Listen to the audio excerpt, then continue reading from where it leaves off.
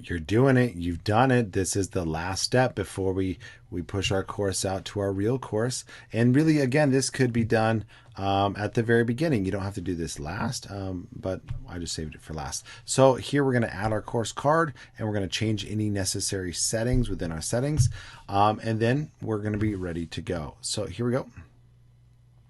There. And so for both of these, we're going to go down to the settings on the left. Click there. And the first thing we want to do is we want to change our course card. And so if you've already got one there, for example, you did the template, just click here and it says choose image. And you can choose an image from your computer, or you can search one. And you had a tutorial on this, so you don't need a lesson on how to do that. But tip again is that you can use Canva, go in there and just choose. What I tend to do is I just choose something that has the basic layout. So like well, I was trying to find a postcard or something, a Facebook post, one of these that has the basic dimensions, and then just start with that. Okay. And then based on the other tutorials, you know how to download it and everything else like that. So you'll then come in and upload it here, and you'll set your course card. And then let's just look at the other settings. You are allowed to change your name. And so you can change this to Mr. Bramer's 7th grade science. The longer it is, the more it's going to take up the course card, the more it's going to take up on their screen. But you can do that.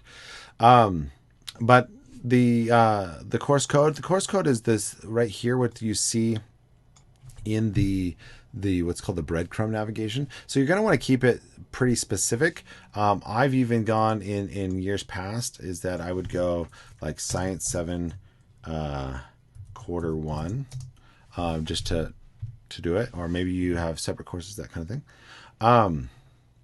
And then go ahead and change any other settings that you need to. A lot of these things you're not going to, so time zone and SSID, all that stuff, that's going to set automatically.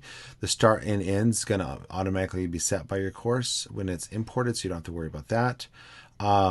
This is something that I actually really like, is that you can launch SpeedGrader filter by student groups. So if you have groups, then you want the SpeedGrader to launch it there, so that it, group 1, group 2, group 3, depending on your style. Enable course grading scheme. We've already talked about that in another video.